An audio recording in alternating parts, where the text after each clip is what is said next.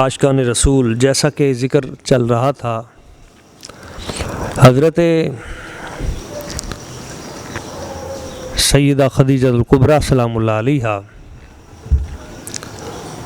آپ سرزمین عرب کی بہت ہی عظیم خاتون ہیں اور آپ کا لقب طاہرہ ہے،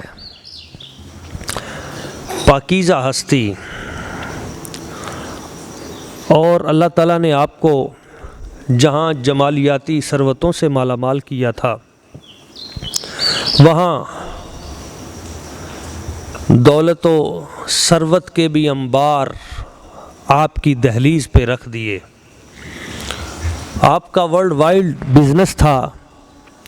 سیدہ خدیجہ الکبریٰ سلام اللہ علیہا آپ کے قافلے ملک شام، ملک یمن دور دور تک جاتے تھے۔ آپ کی شادی ہوئی، آپ کے شوہر نامدار دنیا سے رخصت ہو گئے،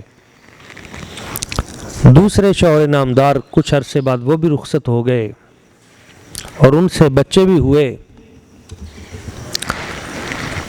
پھر لوگوں نے، بڑے بڑے امیر ترین لوگوں نے درخواست پیش کی نکاح کی، مگر آپ نے قبول نہ فرمائی۔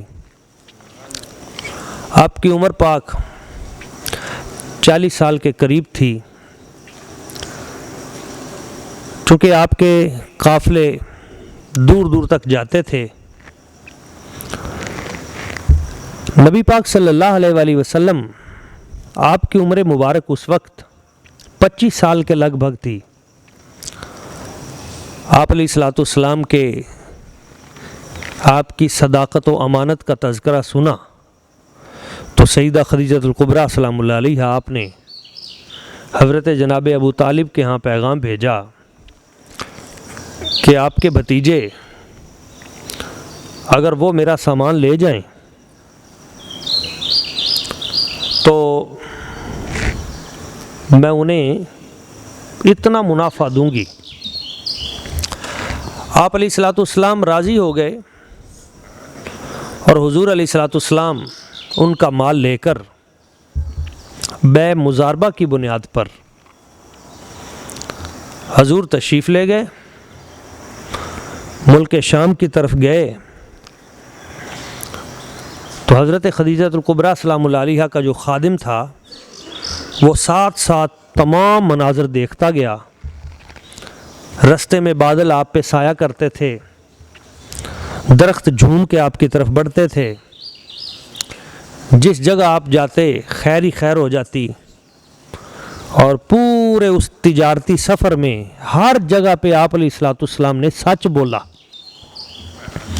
کاروباری لوگ جو ہوتے ہیں، تاجر لوگ، عمومی طور پہ وہ اپنا مال بیچنے کے لیے کچھ نہ کچھ خلاف واقع بات کر دیتے ہیں، مگر اس غلام نے دیکھا کہ آپ علیہ الصلوۃ والسلام نے کسی مرحلے پر بھی سچ کا دامن نہ چھوڑا اور منافع بھی کئی گنا زیادہ ہوا،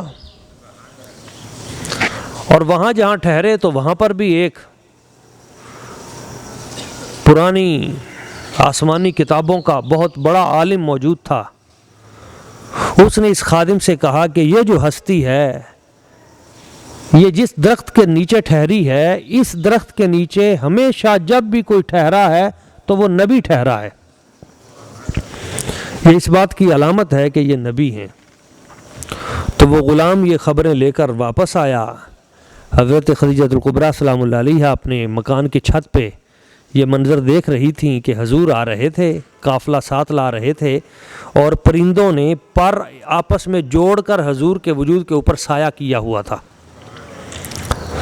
تو آپ نے یہ منظر دیکھا تو آپ جان گئیں اور اپنے خادم سے پوچھا۔ اس خادم نے آپ کے حسن اخلاق اور آپ کے حسن قول، صدق حدیث کے بارے میں بات کی کہ حضور نے ہر مرحلے میں سچ بولا اور منافع بھی کئی گنا زیادہ آیا، اور اس پادری کی باتیں بھی بتائیں۔ تو آپ جان گئیں کہ یہی آخری نبی ہیں جن کے لیے دنیا بڑی مدت سے راہیں تک رہی ہے اور جن کی تلاش جاری ہے۔ تو آپ نے پیغام نکاح بھیجا۔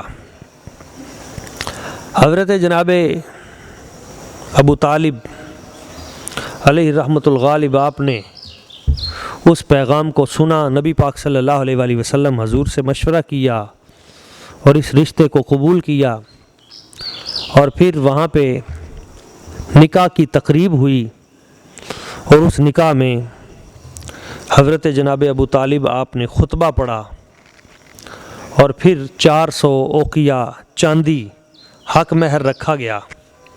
ایک قول کے مطابق 20 اونٹ حق مہر میں رکھے گئے، اور پھر اس طرح یہ نکاح ہوا۔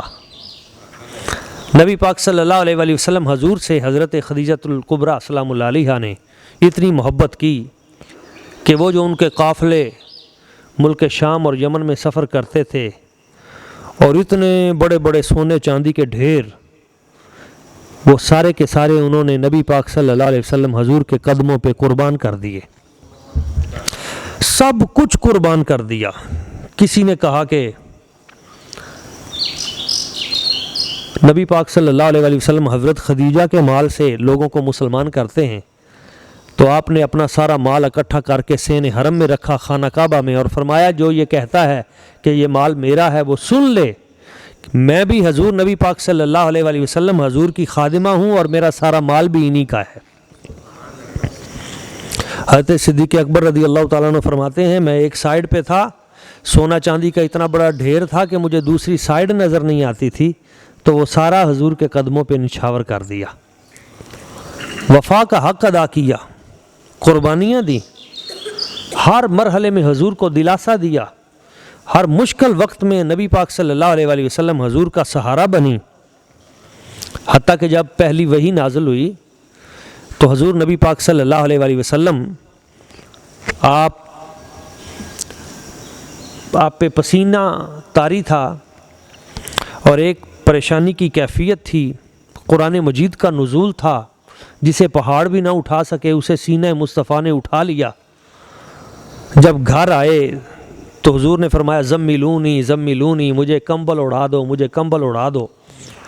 تو حضرت خدیجۃ الکبریٰ سلام اللہ علیہا نے عرض کیا آپ کیوں پریشان ہیں، کیا بات ہے؟ تو آپ علیہ السلام نے فرمایا کہ اس طرح ایک فرشتہ آیا اور اس نے یہ چیزیں مجھے، یہ آیتیں۔ تو حضرت سیدہ خدیجہ الکبریٰ سلام اللہ علیہا آپ نے آگے سے جو تسلی کے جملے کہے، یہ قیامت تک کی ہر عورت کے لیے مشعل راہ ہے کہ اگر کبھی شوہر باہر سے آئے اور اس کے چہرے پہ پسینے کے قطرات ہوں اور پریشانی کی کیفیت ہو، تو اس وقت گھر کے جو گھریلو دکھڑے ہیں وہ بیان نہیں کرنے، بلکہ اس وقت پہلے اسے تسلی دینی ہے۔ کیا کہا؟ واللہ لا یخزیک اللہ ابدا، یا رسول اللہ صلی اللہ علیہ وسلم آپ کیوں پریشان ہوتے ہیں؟ اللہ تعالیٰ آپ کو کبھی بھی پریشان نہیں ہونے دے گا، رسوا نہیں ہونے دے گا، پریشان نہیں ہونے دے گا، بالکل پریشان نہ ہوں۔ کیوں؟ انک لتصل الرحم وتحمل الکل وتکسب المعدوم، اس لیے کہ آپ لتصل الرحم، آپ رشتوں کو جوڑنے والے ہیں، توڑنے والے نہیں، جوڑنے والے ہیں۔ وتحمل الکل، لوگوں کا بوجھ اٹھانے والے ہیں۔ وتکسب المعدوم، اور جس کے پاس کچھ بھی نہیں ہوتا آپ اس کا روزگار بن جاتے ہیں۔ وتقری الضیف، اور مہمان نواز ہیں، جو بھی آپ کے دروازے پہ آتا ہے آپ اسے کھانا کھلا کے بھیجتے ہیں۔ وتعین علی نوائب الحق، اور حق کے رستے میں آنے والی مشکلات پہ آپ لوگوں کے مددگار ہیں۔ یہ 5 خوبیاں ابھی اعلان نبوت حضور نے نہیں کیا، اس سے پہلے نبی پاک کی سیرت میں یہ 5 چیزیں موجود تھیں۔